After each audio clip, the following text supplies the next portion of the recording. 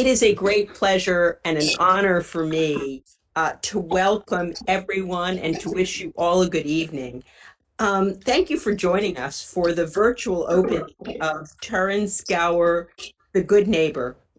I would like to congratulate Amy Iglesias Lukin, Director and Chief Curator of our Visual Arts at America Society, for curating this fabulous show, and also to Terence for this solo exhibition in our gallery, which focuses on his relationship with Mexico since the early 1990s.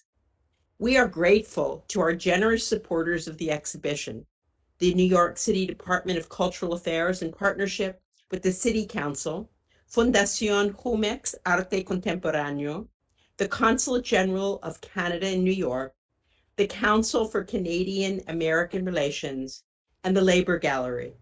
I'd like to thank our speakers for tonight's program, independent curator Julieta Gonzalez, director and chief curator of visual arts, Amy Iglesias Lukin, and of course, the artist, Terence Gower. Now, I'd like to share a message or to hand it over to our acting consul, General Kuar Nassim. Please. Again, it's a great pleasure. And before I hand it over, I would like to say that I hope that soon we will be able to actually have openings in person, and that will be out of the virtual world. It's the second time I said that today, but I truly mean it. So with that, I'd like to handle it over to the acting consul general. Thank you. Hello everyone, bonjour tout le monde. I'm Gower Nassim, Canada's Acting Consul General in New York, and I'm delighted to be with you to open Terence Gower's The Good Neighbor exhibit. Building strong relationship within New York's creative community is a cornerstone of the work we do at the consulate, as it gives us a platform to share the best of Canada. We often say that artists are our best ambassadors and tell Canada's story better than any diplomat ever could. Terence Gower is certainly no exception. Now, I don't have to tell you how difficult this year has been, but on the upside, it has inspired us to be creative and find new ways of connecting with one another. I am so impressed with the America Society and the way that they've pivoted to virtual events. This is the third time we've worked together. They definitely are a good neighbor. I wish everyone the best as we emerge from this challenging year. Enjoy the exhibit. Keep safe. Thank you. Merci. So thank you so much, Susan, and thank you so much, Consul General, for your words and for the presentation. It is really an honor to be here and to be presenting this exhibition that we've been working for so long with Terence Gower, and to make a program about Canada that also connects with Latin America, which in a way help us enhance, this hemispheric mission of the America Society, which is very important for us. And Terence's work is a unique example of that, not only just because he's Canadian and has done work about Mexico, but because his work really researched a lot about the history of the relationship of the Americas, cultural diplomacy in particular. We'll talk about that soon. But I also want to thank and introduce Julieta Gonzalez, an independent curator who has a tremendous career and who has been following Terence's work since the early 90s, basically since the beginning of the works that are shown in this exhibition. So she is truly an expert on Terence, and she has known him for decades, and we're thrilled to have you, Julieta.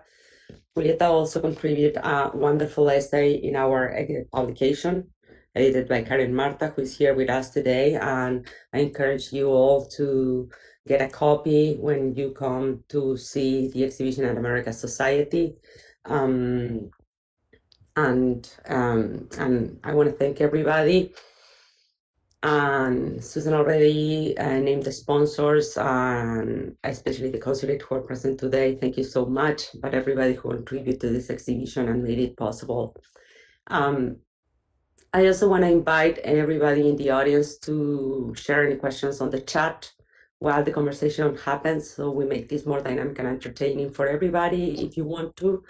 And I wanted to share a few words about the exhibition before we go to a series of questions. We're thinking about this more like a conversation with Julieta and Terence, but I wanted to share a few words about the exhibition. If we can start with the PowerPoint of installation shots so you can see the show while I discuss.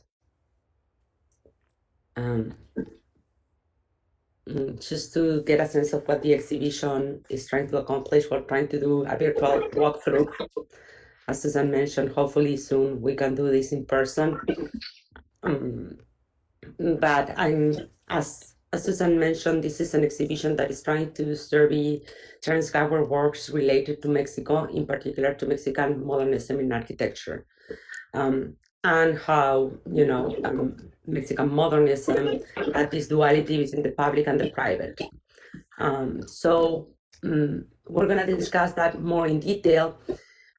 But also something that I thought was interesting to share is that this exhibition is in a way presenting a survey, a body of work that has been building up since the early 90s.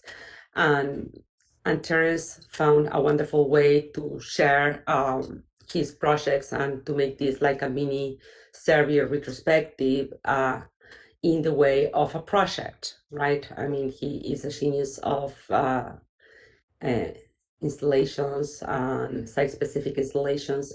So we'll see how he was able to combine these two genres of exhibitions through the recreation of an exhibition made at American Society in 1970, but also through table of models and miniatures, a kind of like Wunderkammer or cabinet of curiosities of his own work. With this new genre, he was also able to present his work in a new way that highlights the documentary aspect of his production. So we have works that are documents and documents that are works and that are presented exchangeably throughout the exhibition. And finally, he's going to explain it in more detail, but he also created a site-specific installation that recreates Cicato's 1970 show at the American Society at the Center for Inter-American Relations, as it was called before, which appears like a phantom that reappears through the walls of the exhibition space, doing something that Terence always does, which is relating his own art with the history of the institution where he's showing.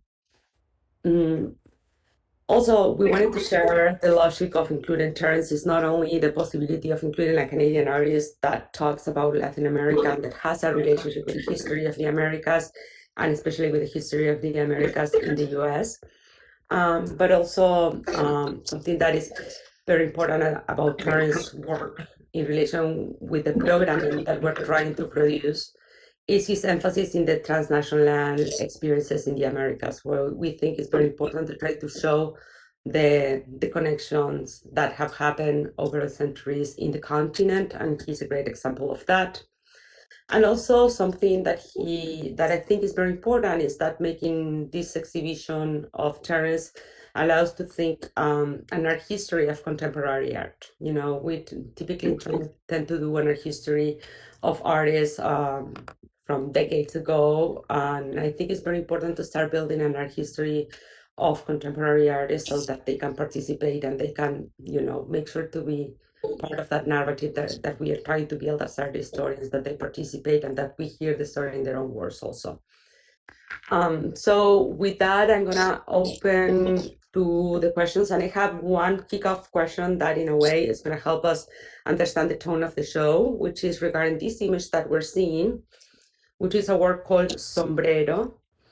And Terence, I wanted to ask you if you can comment about this work and explain a little bit how this work talks a little bit about the stereotypical views of Mexico, and also if you can explain a little bit how this work is an example of your use of humor in your work. Can you hear me okay? Yes. Okay. So what you're seeing the first room of the exhibition, as many people know, the American Society galleries are three separate spaces, and this is the first space you enter. You'll see the exhibition title wall on the right, and really this piece Sombrero is kind of directly ahead of you as you enter the space. We decided to start with this piece partly because of the role of display in the exhibition in general. It's extremely kind of front and center in the show, the importance of how the work is kind of put on display, which is a characteristic of my work from the beginning, really. The This piece is kind of a transition work for me. So I did when I arrived in Mexico in the early 90s, I was doing a body of work that I really started in art school when I left art school in the early 90s in Canada and moved to Mexico in the late 93 and continuing this investigation I was doing using a lot of conceptual art strategies from the 60s and 70s, and I was more or less kind of deconstructing and examining the different aspects of the production and the creation and the selling of art, the art market as well.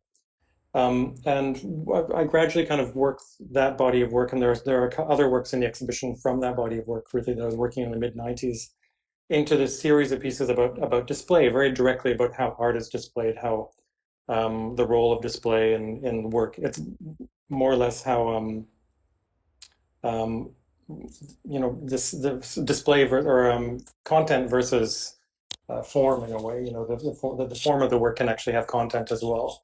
Not just the form of the work, but actually how it's put on display in the gallery or the museum. And so one of the aspects of that was identifying these sort of different schools of display, how artists display their work. And display all through the exhibition is really, like I said, is a kind of major theme in the work and was for me for many years.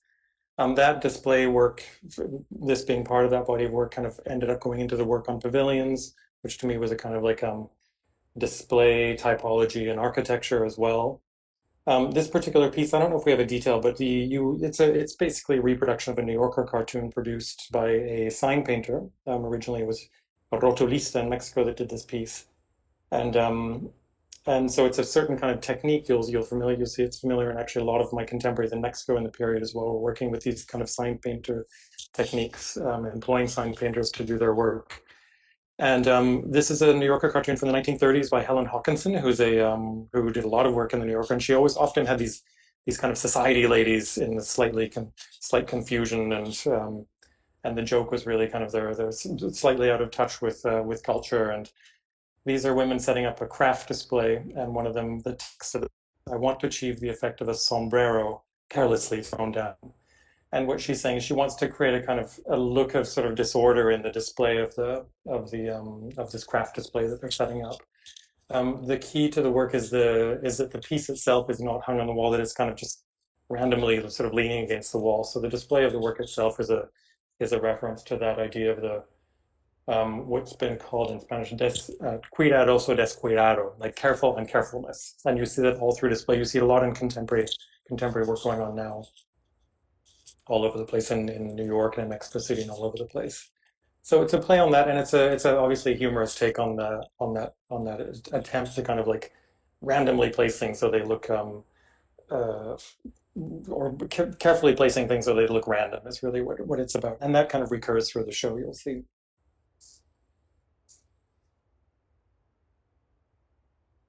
I may. And here we're going into the second and main space of the exhibition, and this is this kind of window camera that Mayme was talking about, a bit like a boîte valise, a single table that has most of the content of the exhibition in either artworks, models, or documentation of different projects. There may be like 20 projects represented on that table. I'll pass to Julieta in a second. She's gonna make the next question. But with regards to the comment you just made, the fact that this is like a boîte valise, for anybody that doesn't know, that's a reference to a series of works by Duchamp, who created like portable versions of his works in like in suitcases. But I think it's very interesting because it's also like this idea of the traveler artist, and you are also a traveler artist if you think about it, so this idea of you being able, and actually that's something that happened to us creating the show, that you had to carry some of these works in your suitcase, right? So I think there was a valise, exactly. There was a valise in this show. So, but I'm gonna pass the word to Julieta. Julieta, before I do that, thank you again for agreeing to be with us today and for your wonderful text for the show. Well, no, thank you for the invitation. I'm sorry I'm not able to see the show in person, but it looks beautiful. And congratulations, Terence and Aimee. So, well, I've been present throughout the process because I was writing a text, but also, well, as Aimee mentioned, Thank you, Juliet. I've known Terence for more than 25 years now, and since we were kids. It's true. And he actually asked me to write a text for one of his first shows in Mexico City, which was at Art Deposit in 1998. So I wrote the text at the end of 97, I remember. What I didn't remember was that I had written two texts, and one was under a pseudonym called Theatricality. And I just remember now, during this whole process. Anyhow, I'm very... And actually, Julieta, very quickly, sorry, that was one of the part of that project I was doing in the 90s, which was playing with, one of the other things I was playing a lot with was authorship, and who was actually the author of the work, bringing other people in to work on the work, bringing other writers, actually writing about my own work, sometimes under a pseudonym, and then inviting writers to also write under pseudonyms. So this was a perfect example. So in terms of this, well, let's think about this double, because you have the installation that you have produced specifically for America Society Now, where you present this phantasmagoric view of the Cicadas show of 1970. But I think this really, what we see in the image right now is very indicative of a tension that you navigate between. Your body of work that relates to Mexico is built around these two referential frameworks. On the one hand, Mexico's period of intensive modernization and the international style architecture that accompanied this process. And on the other hand, the language of Mexican muralism, which dominated the cultural and artistic landscape in Mexico from the 1920s to around the 1960s.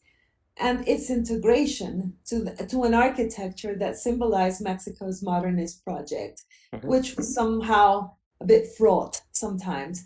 So this exhibition, in fact, places your works produced in and around Mexico in the midst of this new work, this phantasmagoric reconstitution of David Alfaro Siqueiros' exhibition.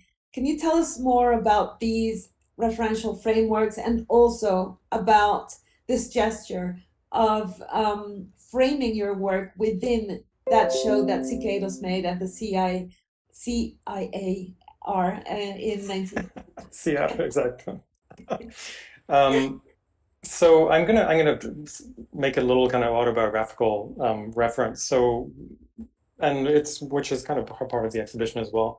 Like I said, I arrived in Mexico in 1993. I was coming from Canada at the time. I'd been living in Europe as well before that, but one of the things, and I grew up with a family of architects, and my father was a modern architect. I kind of grew up within his modern project in Western Canada.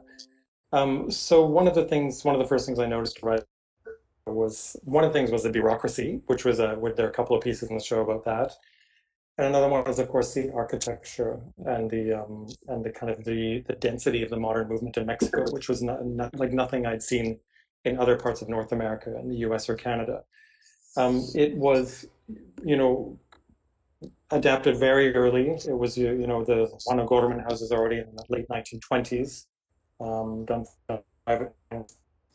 So it was in many ways adapted by the governments soon after the revolution, and the same thing, of course, with the muralism movement. That was one aspect that was interesting to me. Another aspect, which is running all through my project on modernism in Mexico, is the separate manifestations of modernism according to class. So, and there are a number of projects about that. So there's a popular modernism, and that that was the kind of functionalism that you see in the schools and housing projects and the hospitals and this kind of thing. And then there was a modernism that was adopted by the upper classes, partly because it was the latest thing. And these are, of course, the houses and the fabulous hotels and the luxury apartment buildings and these places, yacht clubs and restaurants and these kind of places. So kind of two branches that I've been studying and how they're interrelated. The architects, of course, that crossed over. There are some architects that, you know, one kind of moves back and forth as one needs to make a living as well, which is interesting. And I think that's exactly what was interesting to me in the visual arts. I mean, I'm kind of reducing it into kind of a nutshell at the moment, but one of the projects, an earlier project I did on Siqueiros was very much about this, was about these kind of two practices of the same artist, one basically working for the two different sectors I just described, you know, the public and the private. So I think we can talk about that a little bit when we talk more specifically about the project I did, the Carrillo Hill. But that was more or less why my original interest in working on the architecture and the art of Mexico from that period when I arrived. I should mention it took me some years. You know, like I said, arrived in '94, and it wasn't really until the early 2000s that I started working more directly on architecture and produced this quite large body of work that was first presented in 2005 at a big exhibition called Ciudad Moderna. Actually, what was your last comment that I needed to? Mine? Yeah. No, for you to talk more about this installation that you produced, where you reproduced the Cicadas show of 1970. Okay, so this one of the ideas that came up is we were looking at a number of ways of presenting the work in the space of the American Society, and it's always extremely important for me in all of my work to reference the context of the exhibition, where you're to have something about the history of that place or the function of that place. Even if it's a commercial gallery, it's extremely important to me that I somehow in the display of the work reference the kind of commercial context of the place as well. And there are different ways of doing that. One of them is to kind of play with people's preconceptions about the place, about the space and the history of that space. In this case, of course, it was an opportunity to talk about the history of the American Society and their early program. And I focused on Siqueiros for a number of reasons. One was I had already worked on him on two large projects before in Mexico, and had done a bit of quite a bit of research on Siqueiros. It was a way to obviously to kind of ground the work, this show in the institution itself. It was a way of kind of triangulating Mexico with my work with the institution, with the American Society. So these are all kind of the ways that this kind of worked as glue in a way to reintroduce the Siqueiros exhibition. And then finally, I was interested in kind of continuing exploring the theme that I worked with in that 2007 Carrillo Hill exhibition, which I should describe very quickly. It was an exhibition. I was invited to do a reading of the collection of the Carrillo Hill by the director Carlos Ashida in that time. It was the full second floor of this space of the museum was dedicated to an exhibition that I put up called Prácticas Públicas, Vidas Privadas, and it was so public practice, private lives. The idea was to examine the public and the private practices of four artists from their collections. One of them was Diego Rivera. They have a very important series of portraits that he did in the early, or kind of figurative pieces he did in the early 20th century. Another one was Carrillo Hill himself, who founded the museum, was a collector but also a painter. We looked at Gunter Gerzo as well, whose as public practice I described as his work in cinema, doing art direction, and then of course Siqueiros. And I was interested in how he was doing, of course, these extremely important murals for his career in public context, and then he had this private practice doing easel paintings. And so that when I examined closely the show that came to New York, which I haven't found much actually written on academically. There was some press and things like that, but not a lot of academic analysis of that exhibition. It was, of course, an exhibition of easel paintings. So what New York public was seeing wasn't really what Siqueiros himself considered his most important work, which of course were the murals, which you have to go to Mexico and see in person, or other countries where the murals exist as well. And that was interesting that what was presented in New York was already wasn't the kind of deep look at his practice. You were looking at kind of vignette almost. And so one idea behind the current installation was we're kind of creating a mural from all of this kind of these easel paintings. Is actually physically there's kind of a mural that appears. There's also the idea of the memory of the institution, and that memory never goes away. So that the works themselves actually kind of, it's almost like they keep reappearing on the wall. You can't get rid of it. You can't get rid of that history of the institution. Which is exactly when we should probably start talking about Siqueiros in an ideological light as well. Siqueiros, of course, is interesting as well because he was an absolute radical his entire life up until the very last kind of 5 years. He started kind of being much more friendly with the regime in Mexico, etc. But he was he was a political radical most of his life, and this is why he had spent so much time in prison at different points in his career. And so we're talking about a Marxist radical being invited to New York in 1967 to show at the Center for Inter-American Relations, and which was, as everyone knows, was set up by David Rockefeller for a number of reasons. This was it was a place to kind of for political discussion, obviously for cultural events, and to bring writers to talk about their work as well. And of course, the ground floor was this kind of vitrine, was an exhibition space. Whatever the number of times that the Rockefeller family has been involved with the muralists is very interesting. We can most people know about the situation with Diego Rivera and Rockefeller Center. Not a lot of people know that Nelson Rockefeller actually commissioned a major mural from Siqueiros in Cuba during the Second World War as well. So there was a relationship there already with the family. But it was finally Stanton Catlin, the director of the CIAR gallery at the time, was actually friendly with Siqueiros. They were friends. They became friends in Chile in the 1940s when Siqueiros was in exile there.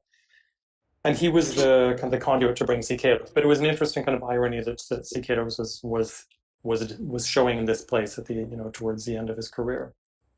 So and that we can put that for hours, but.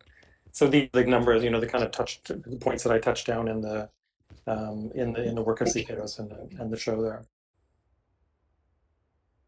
I think something very interesting that we've been discussing during our conversations preparing the show was in a way to which degree one could consider the site-specific installation, the political, the institutional critique, site-specific installation as a continuation of Mexican muralism. And that's something, it's a ridiculous hypothesis, but it's a beautiful one. And it's you can see this champ, and we've been commenting on that, and the possibility that in a way, not only in you, but in other artists that do site-specific political installations, do institutional critique, that in a way also like continuing a legacy that was started by the Mexican muralists, right?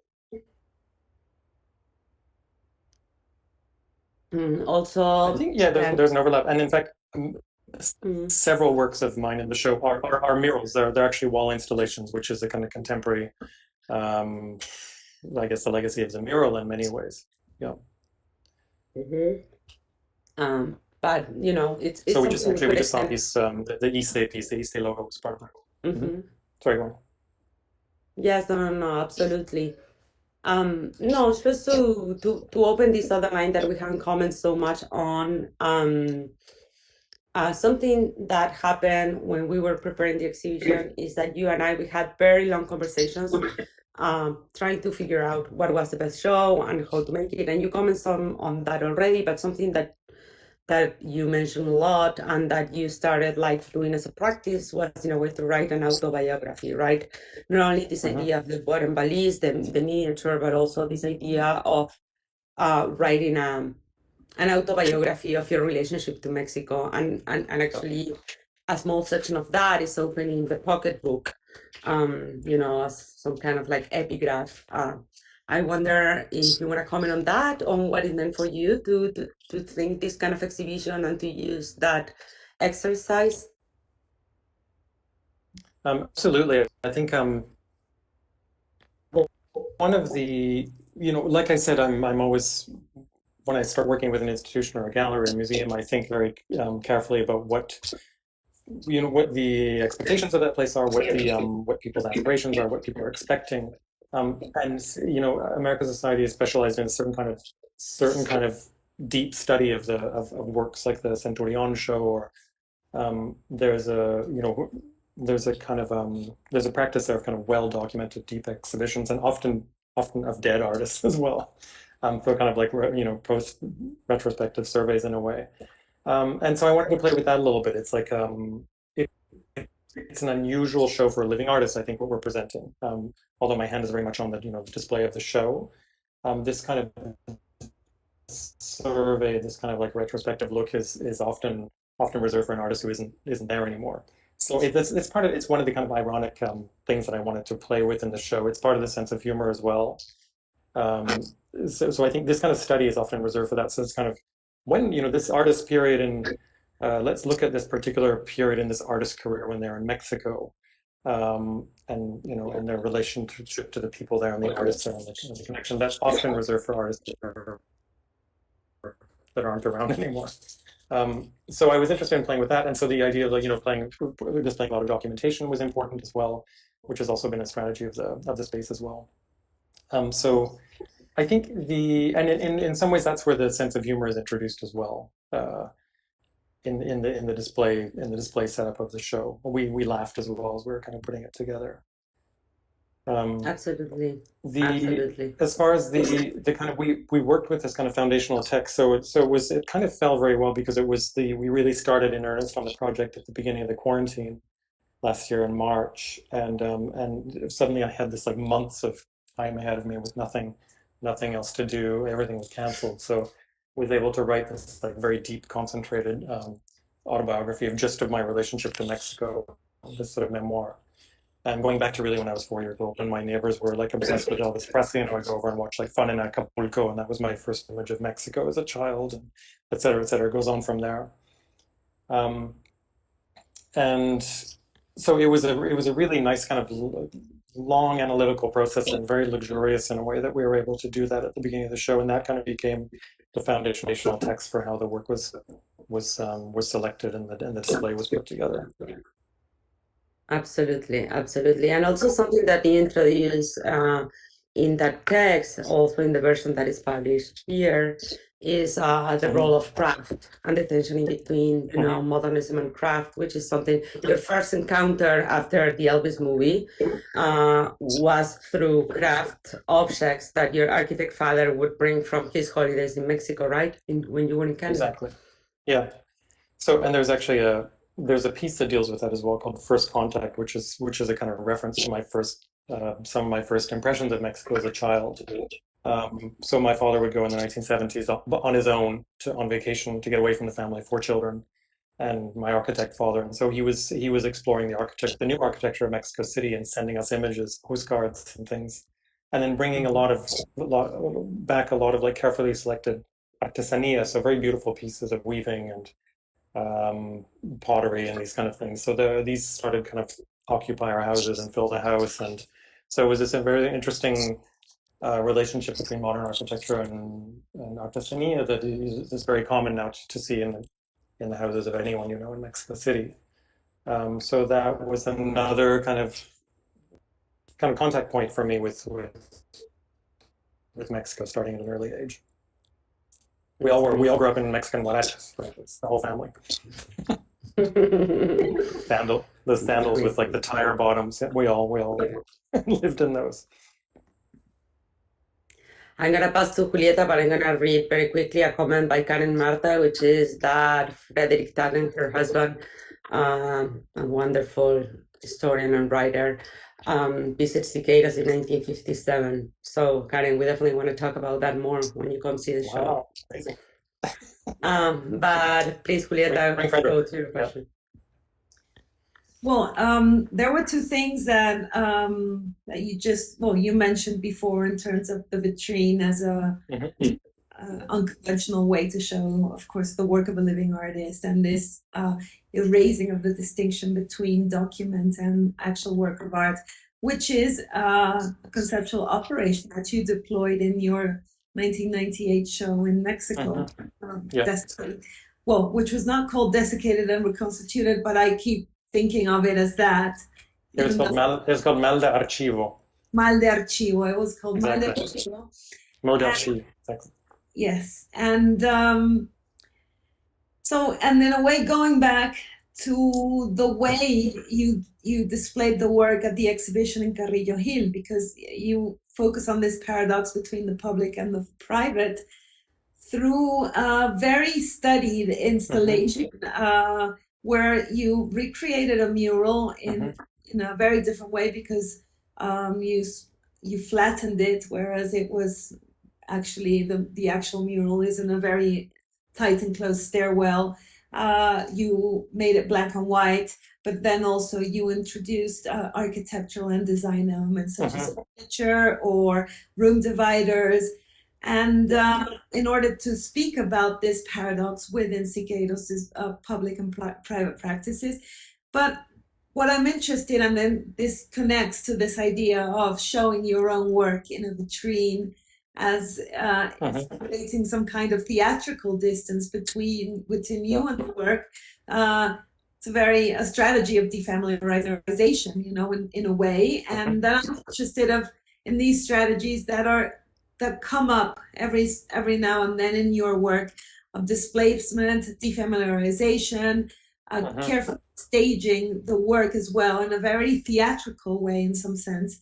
And so the work becomes a part historical reconstruction, part of a display device, and expresses an ambiguity that is where your work is situated. Can you tell us a little bit more about that way of approaching the installation in that theatrical and defamiliarizing way? So a couple of very important things there. I think the displacement is key as well. I think displacement for me is almost like a universal artist strategy. I think what we do, one of the functions of the museum or the gallery is basically we're taking things like cutting and pasting in a way from the real world, from outside, and putting them into the space, bringing them into the obviously now we know it's not neutral, but a kind of laboratory-like space to examine this thing, whatever it is. Starting with Duchamp and bringing objet trouvé, picture generation, all these things. It's kind of like carting in things from the real world and kind of bringing them into this sort of slightly neutral space and examining them. So there's a cutting off from the original context that occurs as these things are brought into the kind of laboratory. That's I think one form of displacement, and you could say that my work with that mural, I'm mediating it in a way. It's kind of I'm moving it into a different medium, and definitely by reducing it to a black and white image as well. So the mural that Julieta is talking about is Portrait of the Bourgeoisie, very important mural from the late 30s of Siqueiros that we repainted at a scale of 1:1 on the wall in the museum in Mexico City as a kind of demonstration of his public practice. The idea, it was also in a way to present the mural like it was an illustration in a magazine or in a journal or in a book or something like that. And then suddenly it appears. So it's kind of gone through several layers of mediation in a way before it appears on the wall, and then the viewer, of course, is there and can experience it at full scale with the relationship to their body, etc. So I think there's that kind of uncanny defamiliarization that occurs when these things are kind of moved back and forth and recreated in the museum. Another thing that you mentioned was the document and the object, the document and the artwork. It's something Aimee and I discuss a lot. We discuss this a lot in the preparation of the show. The kind of frontier, the kind of membrane between those two things, I'm often kind of transgressing in a way or questioning, and it's almost like a child who's testing boundaries. It's like this is the way you kind of figure out the meaning of things. It's kind of by pushing the boundaries and finding out how much can this thing be a document and how much can a document be an artwork. So you're testing these things out in the gallery, in the museum, as an artist, and it's kind of a testing ground. And it's constantly going on for me. So putting something in a vitrine or taking it out of the vitrine and putting it on the wall, or reproducing in another material and putting them. These are all kind of they're continual experiments, really, that have been going through my entire career, and I think all artists do that. I think it's Well, kind I of a think basic kind of strategy. Mm-hmm. something interesting with regards to that is that a lot of your work was testing already the limits in between concept, we know, artwork and documents. Some you had artworks that were documents in the typical, tradition of conceptual art. Mm-hmm. But at the same time, you use that as a display strategy for this exhibition, in which you are showing like miniature versions of previous works for your table, and at the same time, you're showing documents of works that were already documentary, Exactly. So And in the book, we there's a double tried to play. define that as well. Yeah. Mm-hmm. There's it's going back and forth all the time. It can be potentially confusing for the viewer, but I'm hoping that kind of mix generates ideas and generates kind of a critical attitude towards the work, and there's a desire to investigate further and study the work further. Julieta, you're talking also about the theatricality, which is so interesting, and I think that's you know the obviously play with scale creates a sort of theatrical effect. I'm not so much working with like theatrical lighting and this kind of thing, but definitely the introduction of like large panes of color. There's a lot of certain works that might have use entertainment as a kind of element. But certainly the video Ciudad Morena that's in the show has a I think theatricality is a way of um, engaging the viewer as well. It's partly an aesthetic decision. It's about introducing pleasure into the work as well. I think theater is extremely pleasureful. So these are all things, and I think it works with the theme of the work, but it's also um, can be a way of pushing it into another frontier as well, into another medium almost. So mediating in a different way, like bringing whatever the material is through this kind of theatrical treatment is another way of kind of re-examining it again in another context. Does that make sense? Yes. Yeah. But I'm going also to ask you a little bit about those works on the wall that you have over. Sorry, I was going to speak in Spanish. That you have placed over the cicados. Okay. Hmm. Yes. So there's a number of ways of reading that. I quite like, and it is a dramatic, as a kind of very, very kind of theatrical gesture. I like the idea that the show was installed and then the cicados kind of reappeared from behind it, kind of bled through the wall again. It's like a kind of history that you have. It's not like a photochemical thing that kind of reappears before your eyes. So there is a potential kind of theatrical mise en scène going on that you could use to talk about the work. We purposely kind of faded the images. The images are readable, um, the but they're kind of faded, almost like they're in the process of emerging. The installation method we use, and we looked at a number of ways of installing these things so that they would appear to kind of emerge from the wall. We ended up using a kind of straight up fly poster wheat pasted thing, and actually they do appear like they're part of the surface of the wall. As far as the relationship to the work, I mean, with the particular piece with las guitarras, a piece of the wooden wall sculptures. I played around with that a lot, and the idea, and I felt like there could be a way of kind of dialoguing, like doing a very clear and intense kind of dialogue with the cicados works. So they're placed to actually reference somehow the compositions of those works, and also almost to embrace them. I wanted this sense of the works coming in contact, and almost this kind of embrace to occur between those two bodies of work. There's a work installed that reappears from the original Siqueiros show directly across the wall, across the room from those works. That's called La Guitarra, which is a nice kind of like a textual reference. So the La Guitarra is shown opposite La Guitarra. Mm-hmm. So those are the number of the strategies kind of working behind those, integrating it. It's really just in that room that the works a few works of mine are directly integrated with the Siqueiros pieces that are kind of re-emerging from the wall. Actually, we have a question from Diana, who was the editorial assistant for the project. Hello, Diana.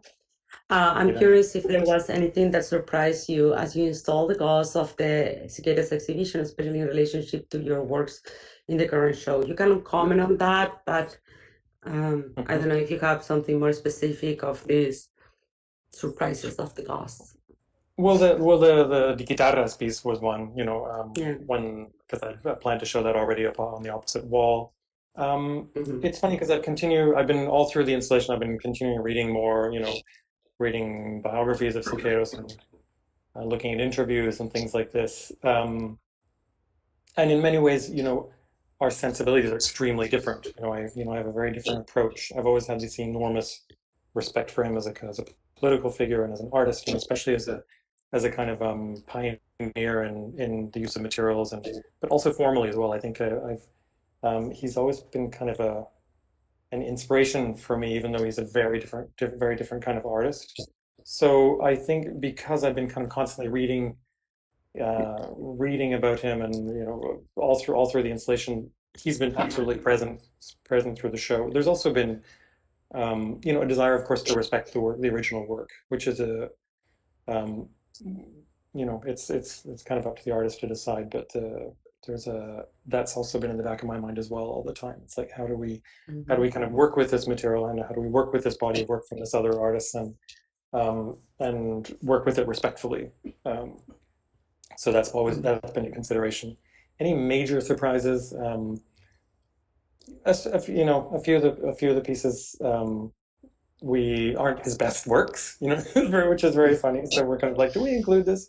A number of works would have appeared obviously on the wall that's painted red and are covered up by that installation completely. So that was another. There's a little bit less Siqueiros work in the installation, so it doesn't form like a full kind of wallpaper around the place, which is better, I think. That's something very interesting that I don't think we share with the audience, which is that the work we're seeing right now is called Barragán El Muro Rojo, and it's a piece in which Terence is commenting on the fact that Barragán, who is an architect who is very famous because of his use of colors in his buildings, has been reproduced and has circulated internationally as a prime example of Mexican modernism in black and white images.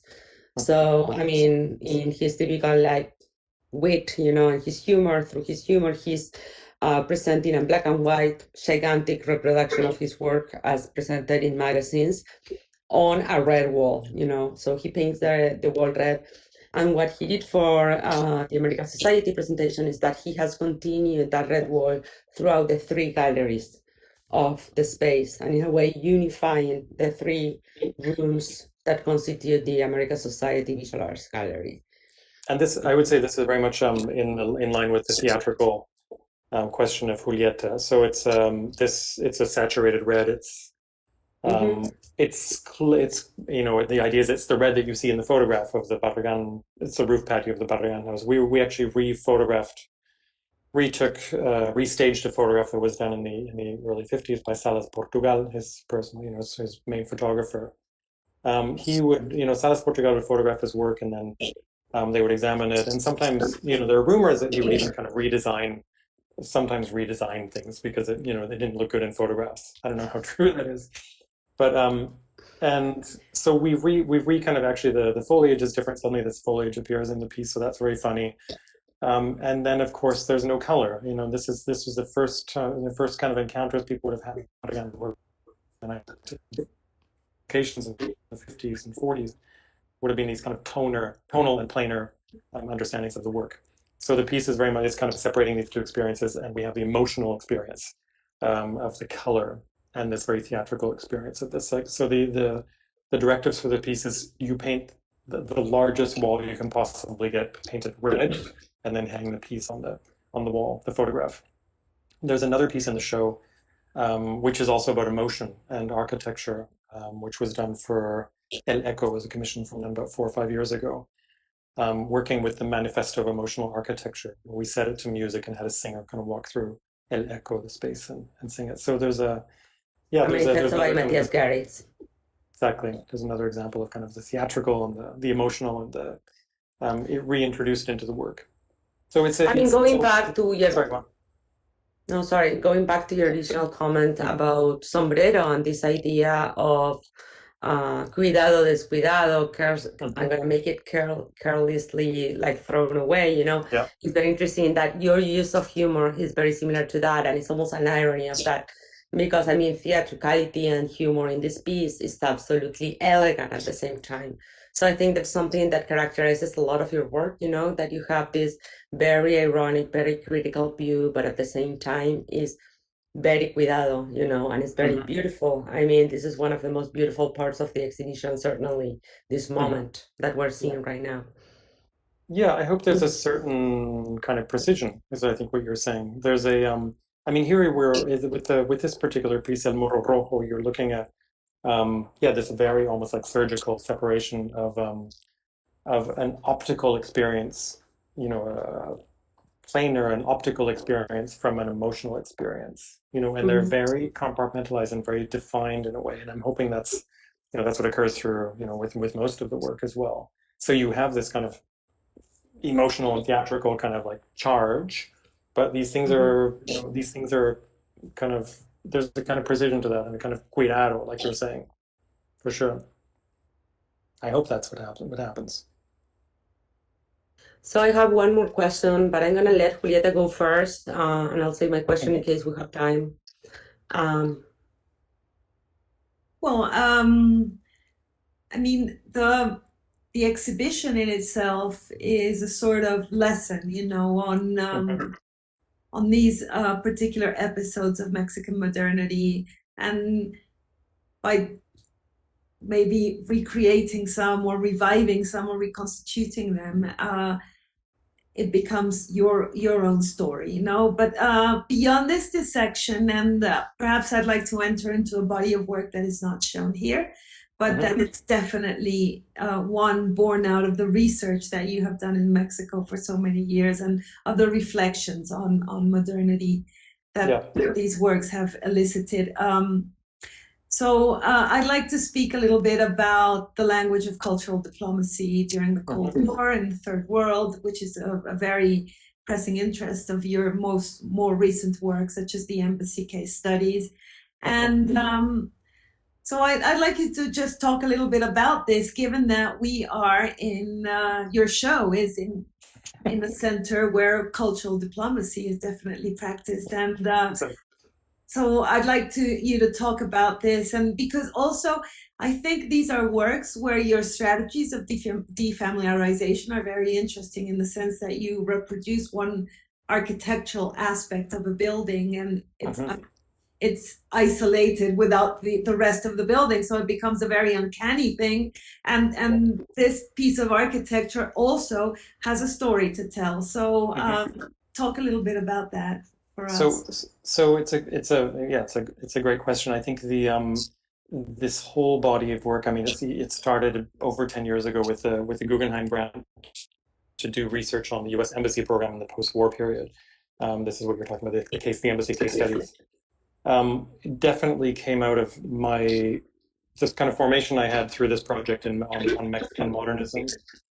So first of all, the kind of methodology that I developed in working on that series that's very much present in this current exhibition at America Society, the kind of the way I research and develop my idea and work it into the piece, etc., has gone into this new body of work for sure. I mean, I think I established my working methods in this through this work in Mexico for sure.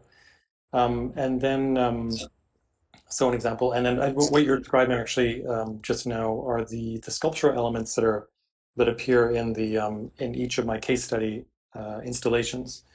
What I'm doing in that case is I'm citing elements from the architecture of the embassies that I study, usually reproducing them at full scale, so scale of 1:1, and they're presented in the museum or the gallery, or if it's a biennial, etc. And what's going on there is, again, it's an extension of this kind of working method I started in Mexico. Is I'm interested in how those architectural forms actually have meaning. So how they and specifically modern architecture, which is an abstract idiom in a way, it's an abstract language. How the forms of modern architecture actually become invested with meaning is what's interesting to me, and I think that's very much started with that work in Mexico. So you could say the functionalist architecture of the public architecture in Mexico represents this moment in history, this kind of moment of Mexico emerging and possibly emerging into the first world, this moment of enormous optimism and hope of the 50s and the early 60s. In a way, when people see that architecture, and this is something I found out when I did this exhibition in 2005 at Arte Alameda, I went around afterwards and kind of talked to the museum guards and talked to them about what the public's response was to the exhibition. And they were the ones that came and said, like, people are responding to this moment of incredible kind of progress and hope in Mexico. And it's something they weren't familiar with. They're familiar with the architecture, but it never represented that for them before.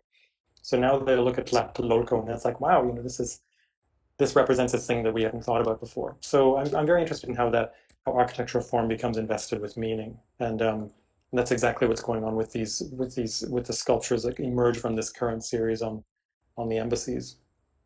So also the scale is very important. I'm interested in that those elements, those sculptural elements relate to the viewer's body is very important.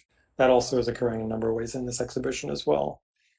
Now, as far as geopolitics, I mean, that was definitely the other question. I think one of the kind of narratives that's emerged from this giant body of research on the U.S. embassies is a narrative around basically U.S. exceptionalism in that period in the Cold War. So we're really looking at the Cold War period. It's like, the embassy is set up and to go into those countries and kind of do what we need to do for whatever reason. And I've focused so far the embassies that I've worked on are Baghdad, and these are also all kind of architectural masterpieces. Each building that I'm analyzing, Baghdad designed by José Luis Sert. I looked at Saigon, which is a very beautiful Curtis and Davis building. Havana has been an important project as well. Now I'm actually working on a project about a Canadian embassy, and so this, we're very familiar with the story of what went on in Southeast Asia and Latin America. A lot of that has come to light, of course, as far as the different activities of the CIA and in league with the State Department, et cetera, et cetera. And now I'm kind of looking closer to home, so I'm actually looking at the Mexico City embassy as well, and what that's come to represent. Talking about representation is really we're talking about what it represents to the U.S. when they build these buildings. So they're built with a very kind of strong symbolic program.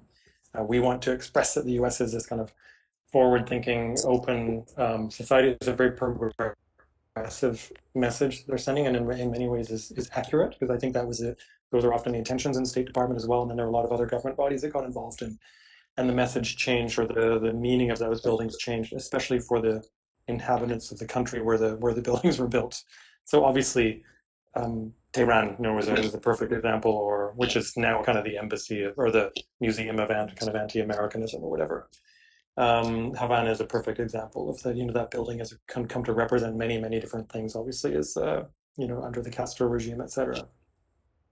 So that's how the building can kind of represent a geopolitical moment for the U.S. and for the host country. Again, I think the working method probably came out of really, really emerged from this Mexican work that I was doing before and continue to do. Jaime? Yeah, no, I just wanted to touch on that and to pass to the next question, because it actually connects very well, which is connecting the geopolitical with the autobiographical and the personal, and something that was a topic that we were discussing a lot while thinking about this show was your positioning as a foreigner in Mexico.